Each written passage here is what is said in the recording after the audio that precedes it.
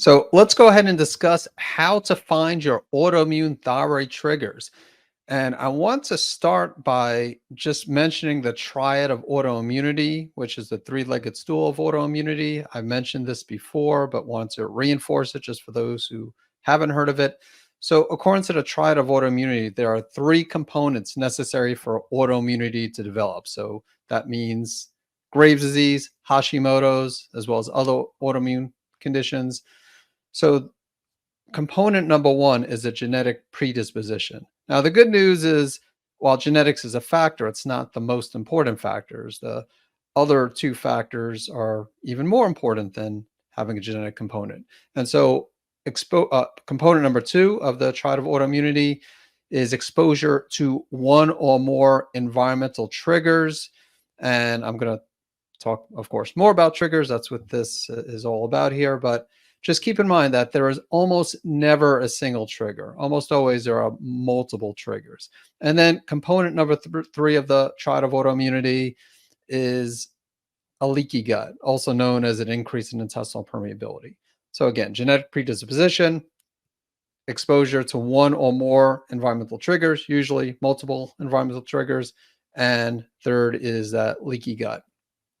So now let's talk about the different types of triggers. And I discuss four categories of triggers. So category number one is food. An example would be gluten, food allergens such as gluten. Component number two, or category number two, a second category of triggers is stress.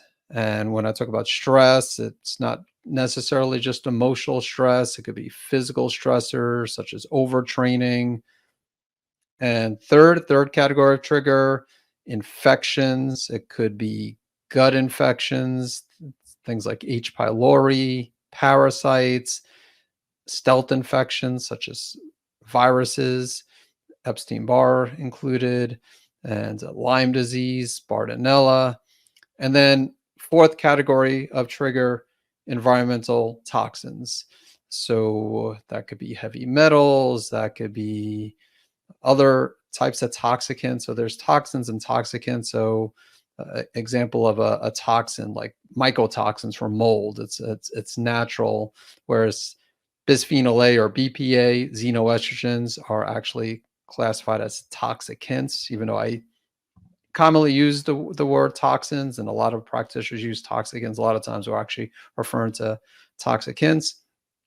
But anyway, so those are the four main categories of triggers. Some will say that nutrient deficiencies is a trigger. I look at nutrient deficiencies. So, for example, a selenium deficiency, I look at this as more of an underlying imbalance, not really a trigger. But obviously, if you have one or more nutrient deficiencies, you do want to address those deficiencies. So now that you know some of the different triggers, know what some of the different triggers are, how do you find these triggers? Well, when someone comes into, when I'm working with someone in my practice, just like most practitioners, I'm going to have them fill out some forms, and one of those forms will be a health history. And really all the form, or most of the forms, are related to health history. I have health history forms, but I have metabolic assessment, which also looks at symptoms and a lot of different symptoms someone's experiencing, and just a toxic exposure questionnaire, which ties into their health history. So yeah, just going through their forms, and obviously when having a conversation, also talking about diet and lifestyle, just getting an idea of what they're eating, how much stress they're dealing with, are they getting sufficient sleep on a regular basis? I mean, these are all important. And then looking at symptoms, just seeing what symptoms they have. I mean, the absence of gut symptoms, for example, doesn't necessarily rule out gut problems. But if someone does have symptoms, whether it's stomach pain, bloating, gas, excessive gas, so that might point us in a direction. Well, maybe it's food related, and maybe if they clean up their diet, the symptoms will go away. Now, there are some people that I work with, they've already done that. They've already cleaned up their diet. They might even be following an autoimmune protocol, and yet they're still experiencing digestive symptoms. Now, is it possible that they're still eating something that's allowed on an autoimmune protocol, like broccoli and fermented foods, for example.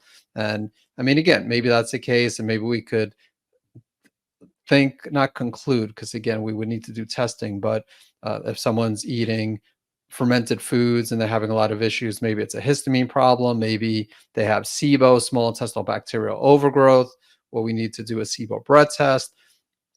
And if we can get an idea that it's not food, and again, we can't always do that with the health history. We got to see what the person has already done from a diet perspective. But if they've done a lot of things over the months and years, and if they aren't experiencing any improvement in their digestive symptoms, then maybe we need to do, whether it's a SIBO blood test or a comprehensive stool panel or another type of test. So again, this is just an example of how I look at the health history, just looking at the symptoms, trying to get an idea of what might be going on with the person, but also what additional testing might be necessary. And when I say additional, the reason is because most people have had some type of testing when work with me. Usually it's blood test at the very least.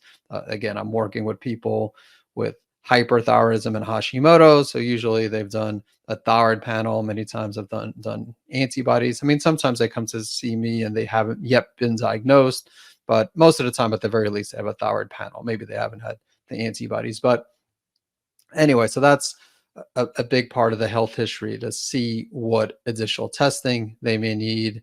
And I'll say right off the bat, I like testing, but I tend to be more conservative with testing. Now, I will recommend what the person needs. So I'm not going to be conservative just for the sake of saving the person money. But on the other hand, I'm not going to recommend a few $1,000s worth of tests to every single person. And some practitioners do that. Again, I'm not saying they're wrong and I'm right. That's just their approach. When I dealt with Graves' disease, I didn't do a lot of testing. So I was conservative. Now, again, that doesn't mean that everybody should do conservative testing. And again, that's part of the health history, the reason beyond the health history. So what I like to do is talk about the different categories of triggers and then talk about how we might go about finding them. So let's talk first about food triggers. And so one way to try to find these food triggers is through an elimination diet.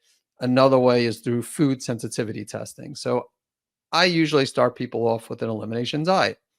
Other practitioners might use food sensitivity testing. Some might use a combination of both. But let's first talk about elimination diet. And there's different types of elimination diets out there. For those with Graves and Hashimoto's, I do like the autoimmune protocol and AIP type diet. That does serve as an elimination diet. You are essentially eating meat and fish and vegetables, excluding nightshades, fruits, coconut products. There's a few other things, but you're eliminating the common allergens. You're eliminating eggs. You're eliminating nuts and seeds. So it really is a good elimination diet. Now, is there the possibility that you could react to some of the foods that you're still allowed to eat? Yes. And that's an argument for food sensitivity testing. I like an elimination diet because obviously there's no cost to do that. There's with food sensitivity testing, it could cost hundreds of dollars to do a good food sensitivity test. I mean, there are tests out there you could get that I know I'm not going to name any names of companies, but some that you might be able to get for less than $100, where you do a blood spot. And again, I'm not saying they're completely inaccurate, but if I were to do a food sensitivity test, I wouldn't rely on some of these tests. Some of these, not all tests are considered to be equal, and so just keep that in mind.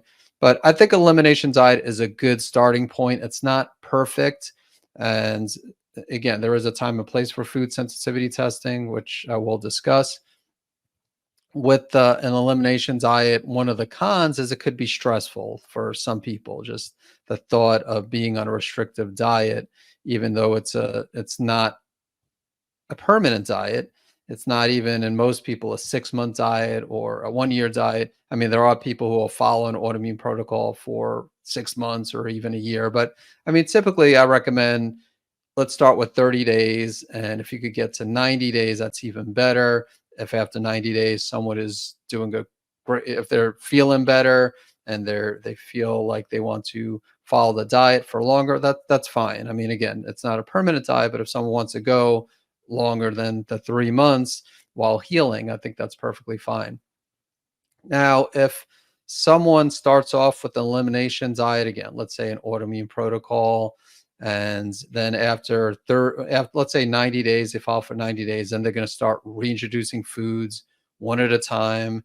And there's different, like Dr. Sarah Ballantyne, she has a couple of great books. Actually, a recent book she released, Nutrivore, but some of her earlier books, the Paleo Approach and the Paleo Approach Cookbook. But she has stages of reintroductions. You can actually find that online as well. And she did an update to the AIP protocol with stages or what updated stages of reintroduction. And so, for example, she'll start with egg yolks, and someone would reintroduce the egg yolks for a few days in a row. I mean, there's different approaches too. Sometimes some will say just reintroduce the eggs, like maybe eat egg yolks day 1, don't eat them again day 2, day 3, but see how you feel. Not only day 1, but day 2, day 3, and if all goes well, then reintroduce another food on day 4. And so, but either way, you do eventually want to reintroduce foods and then see how you react. And the thing when reintroducing foods is you might experience symptoms to foods that you didn't experience symptoms to previously.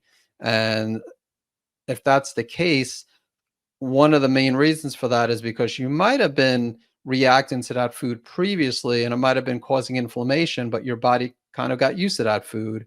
And so you weren't experiencing symptoms. But then when you eliminated that food for a few months and reintroduced it, if you are still sensitive to that food, then your body will react to it again. Again, there'll be an inflammatory response, and there's a good chance you will experience symptoms. And if that's the case, it doesn't always mean you need to eliminate that food permanently, but you probably will need to eliminate it for a longer period of time, 6 months, maybe even a year, and then try to reintroduce that food again and then see how you do. A lot of times when healing the gut, because again, I mentioned that leaky gut as being the part of the triad of autoimmunity. So when you heal the gut, a lot of times you'll resolve many of the food sensitivities and will be able to expand your diet. So just something to keep in mind. And so food sensitivity testing, again, I can't say I never do food sensitivity testing. Usually when I do it, it's when someone's hitting a roadblock and they're not progressing as expected, and we've done some initial testing. And even when they've done some initial testing, I can't say I always jump to food sensitivity testing. So if I do it, it's usually down the road. Or another scenario is if someone requests to do food sensitivity testing. If someone absolutely wants to do it, then that's fine. And I mean, there are some panels out there that I like. I like mediator release testing. So that would be, as of recording this, my first choice. Cyrex Labs, Cyrex, Cyrex Labs, they have some really good panels. They have what's called their array number 10, which is their food sensitivity panel. And so I like Cyrex Labs as well. So those are some of the ones, the main ones I like if I do food sensitivity testing. Again, they're not cheap, but they're good quality labs. And like I said, they're not all created equal. And so just be aware of that.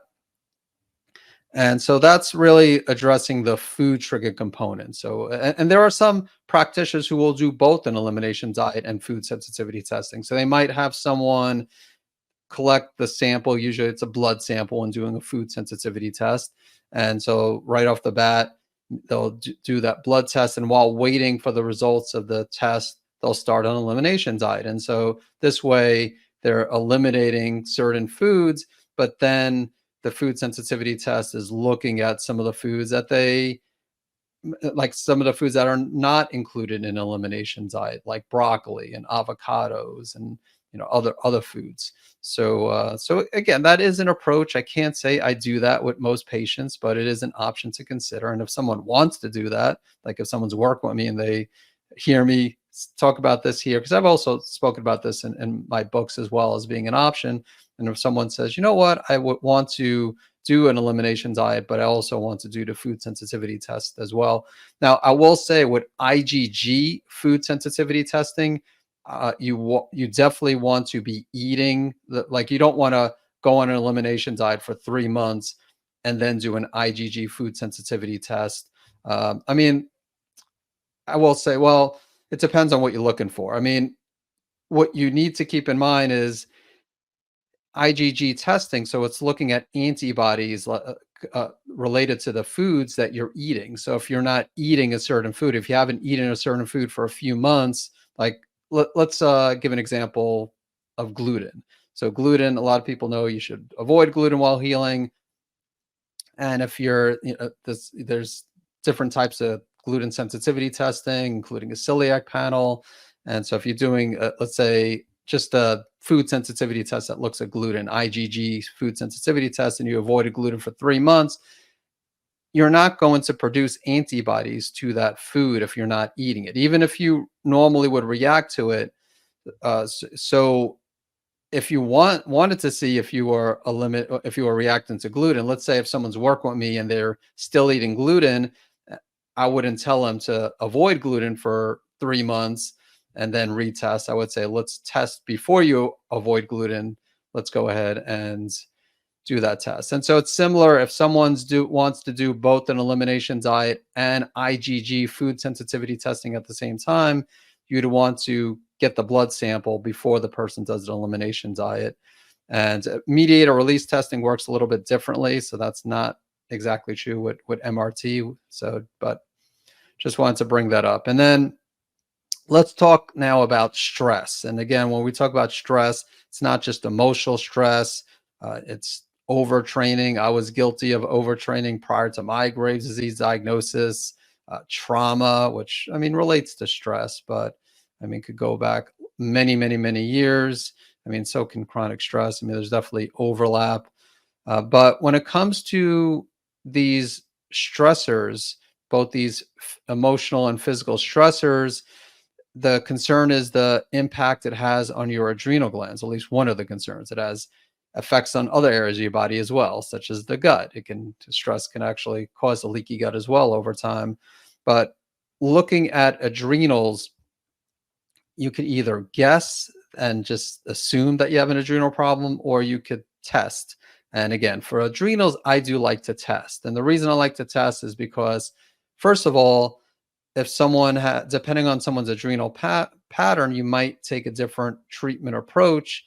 And I could give my example when I dealt with Graves' disease in a minute. But in addition, it's also, I think it's beneficial for someone to see that they have compromised adrenals. So again, in my situation, when I dealt with Graves' disease, I did an adrenal saliva test and my cortisol levels were low. My DHEA was low. There was a marker secretory IgA that was low. And so it was good that I saw that because I didn't think my adrenals would be that bad. And by seeing how bad they were, I definitely paid attention to those findings, and I would block out time for stress management, make sure I got sufficient sleep. And also because everything is low, I took, so there's certain supplements I took in addition to stress management, getting sufficient sleep. I took one of the herbs I took was licorice root, which you don't want to take if you have high blood pressure, but licorice root extends the life of cortisol. So if someone has high cortisol, ideally you don't want to take licorice root. And I also took like a B complex, and yeah. So, but that's if someone has high cortisol levels, you might want to take something else like phosphatidylserine or Rolora is an herb that you might want to take. So again, I like testing. Saliva testing is great. There's also dried urine testing that looks at not only circadian rhythm of cortisol. And when I say circadian rhythm of cortisol, for those who are not familiar, cortisol should be at the highest in the morning and gradually decrease throughout the day. And that's why you want to look either at saliva tests or dried urine and not look at blood tests, because you can't look at the circadian rhythm of cortisol through a blood test. So Dutch test, again, is a dried urine test. A company that does dried urine tests, actually it's Precision Analytical Labs that make of the Dutch test. There's other companies that have that offer dried urine testing as well. But yeah, so I like to test when it comes to environmental toxins or toxicants. So there's a lot you could do on your own, especially with your home environments. Trying to eat organic food, trying to use more natural cleaners and cosmetics, drinking purified water. I mean, all of this will help to reduce your toxic burden. So I definitely, even without doing any testing, I recommend doing that. I'm doing as much as you can in your own home environment. Once you step out of your home, you don't have as much control as well. So yeah, just make sure you focus on your home environment. And when it comes to testing for toxins, so I can't say I do a lot of testing when it comes for toxins or again toxicants. And the reason is because there's just too many toxins and toxicants to test for. You can't test for everything. I mean, there are tests where you look at some of the more common environmental toxicants. Like, for example, I do like hair mineral analysis testing. Definitely not a perfect test, but I like it because it does look at some of the heavy metals. Also, like to look at some of the minerals and mineral patterns. I don't rely on hair testing to look at just the minerals. For example, iron. I would never just rely on hair testing to determine if someone has an iron deficiency. But if someone has high aluminum or high mercury or high lead or high copper, then again, I'm going to pay attention to that. And copper, not really. I mean, more it's a mineral, but still, I'm still if I see high copper, I would investigate. And I mean, some practitioners use urine testing. They might do provoked urine testing where they do a baseline urine test and then they take a provocation agent such as EDTA or DMSA, for example, and then they do another urine test and look at the excretion of heavy metals, molds, so mycotoxins. There are a couple of companies that offer urinary mycotoxins test. One I like, Mosaic Diagnostics. There's also Real Time Laboratories, and there's a few others that offer this as well. And there are also panels that look deeper, look at xenoestrogens or metabolites of xenoestrogens and other types of metabolites related to environmental toxins. Again, I can't say that I do this on everybody just because, again, I mean, everything adds up, and I don't think it's necessary to spend a couple of $1,000s doing every single type of test on every person. Again, if someone hits a roadblock down the road, maybe we want to look into that. Really depends. Or again, if we're suspecting a mold issue based on the health history, then maybe we do want to have the person test their home for mold and or do a urinary mycotoxins test. So that's again a part of doing the health history. Also should mention I mentioned the company Cyrex Labs earlier. They do have an array 11, which very interesting. Like most tests for toxins look at levels of toxins. So hair testing, urine testing, blood testing looks for like acute exposure to heavy metals, for example. The array number 11 looks at the immune system reaction to certain types of environmental toxins, including some heavy metals and some of the xenoestrogens. And yeah, it's really comprehensive. It looks at maybe like 24 or 20 markers. I forgot how many, but again, you might have lower levels of something, but your immune system is still responding. So, I mean, we can make the argument that maybe we shouldn't be looking at the levels, but really should be looking at the immune system reaction in those with Graves and Hashimoto's. So again, something to consider. There's also electronic pollution when talk about environmental toxins and toxicants. Trying to do things to reduce electronic pollution, reducing blue light, maybe unplugging the Wi-Fi at night. So again, not going to get into great detail here about that, but didn't want to not mention it. So I'll briefly mention it here. So yeah, try to do as much as you can in that area as well. And then so the fourth category of triggers, infections, and then not only infections, but overgrowths like yeast overgrowth, bacteria overgrowth. So like SIBO or Candida overgrowth, they're really not infections. Some people will call it a Candida infection, and you could have like a fungi infection, but usually it's usually an overgrowth and not really pathogenic. Not to say it won't cause problems, but it's not. I wouldn't really classify it as an infection. But when it comes to with this, you want to do testing. So I would say you want to, I mean, blood testing could help to look at certain infections like viruses, like Epstein-Barr, Lyme, Bartonella. Again, just keep in mind, not all labs are created equal. So if you do a Lyme test at a conventional lab, it's not completely accurate if it's negative. I mean, if it's positive, you probably have Lyme. I mean, but if it's negative, then you might want to dig deeper. But it depends. Again, that's what the health history is for. I don't test everybody for Lyme. I have my own chronic Lyme disease story. And I actually tried to get a lab done at a regular lab just to see if it would come back positive. But the doctor refused to do the test. So I went to a Lyme specialist and went through a lab called Medical Diagnostic Laboratories. There's also IGenix out there. There's a few other labs that are more well known when it comes to infections and hygienics, especially Lyme and co-infections like Bartonella and Babesia. Epstein-Barr, I think it's fine to do that in the blood. You just want to make sure there's 4 markers associated with Epstein-Barr virus. There's the VCA IgG, VCA IgM, and then the nuclear antigen IgG, and then there's the early antigen IgG. A lot of practitioners will skip over the early antigen IgG, but if that's positive, that may indicate a chronic reactivation of Epstein-Barr, cytomegalovirus, parvovirus, other viruses you could test for in the blood, herpes simplex. And then there's stool testing. So stool testing for H. pylori, or you could also do a urea breath test for H. pylori. Parasites typically are looked at in the stool. I mean, you just need to keep in mind that no test is perfect. So for example, parasites, if I do a comprehensive stool test, one of the things I'm looking for are parasites, but if it's negative for parasites, it doesn't always rule out a parasitic infection. So and it gets tricky. Sometimes you need to use even though you're trying to do testing, or I'm talking about testing here, sometimes you need to use your judgment as a practitioner, or the practitioner you're working with needs to use their judgment, and maybe they need to treat if they're suspecting parasites, but if everything comes back negative in the stool test. Same thing with SIBO. Sometimes the breath test comes back negative, and the person, maybe they have SIBO and it was false negative.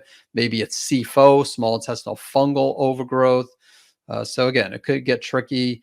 Another reason to work with the practitioner is just because even when working with a practitioner, it could sometimes be challenging to find your triggers, but it is more challenging doing it on your own. Organic acids test is another test that I use sometimes. And it's really good for picking up yeast, for yeast overgrowth. A lot of times the stool test is negative for yeast overgrowth, when the organic acids test will pick it up many times. So as far as which of these tests should you do, if you're asking, well, hey, I'm watching this because I'm listening to this because I want to find my triggers. I want to find my autoimmune thyroid triggers, whether you have Graves, Hashimoto's, the antibodies for both. You might want to know where to get started. Well, I will say always focus on diet and lifestyle. So you could do an elimination diet on your own. You could follow, again, autoimmune protocol on your own. You could do things to reduce your toxic load. You could do things, you could block out time for stress management, try to work on sleep. I mean, sometimes you need to do testing like adrenal testing to see what's going on with your adrenals, or blood sugar, if you have blood sugar imbalances, to address sleep issues. But again, try to do as much as you can from a diet and lifestyle standpoint, because if you work with a practitioner, they're going to expect you to do that. You're going to be spending money if you're working with me or someone else. And so you might as well work on that on your own before seeing a practitioner, just again, because that's at least going to be part of the homework assignment. Like when you work with me, again, usually we need to go beyond diet and lifestyle, but it's still important. So, I mean, I do have people that work with me and they haven't done anything for the diet, and they haven't done anything from a stress management perspective. And again, we're going to do more than just tell them to block out time for stress management, and more than just clean up their diet. But that is part of what myself and other practitioners will recommend. So you might as well work on some of these things on your own. If any, it might not be the complete solution. Many times it's not, but it's a good starting point. And if anything, it will help. Again, maybe it won't feel like it's helping from a symptomatic standpoint or even a blood test standpoint, but again, it's never going to hurt to stop eating refined foods and sugars and fast food. Never going to hurt to block out time for stress management, do some deep breathing even. And it's never going to hurt to reduce your toxic load, to eat organic food and drink clean water and use more natural cleaners and cosmetics. So I would say to start here. And then as far as testing, again, that's where working with a practitioner comes into play. Now, if you wanted to do your own testing and try to order your own saliva test, like your own adrenal testing, maybe you're having gut symptoms and you're going to try to order some gut tests on your own and just try to self-interpret them. Again, obviously there are people who do that and they try to self-treat, and that's up to you. But I think I'm going to be biased because I'm a healthcare practitioner, but I think it's a good idea to work with a healthcare practitioner and have them assist you in finding the triggers, and then once finding them, helping you remove the triggers. And so that is pretty much all I wanted to cover here. Again, it's not always easy to find your triggers. Sometimes you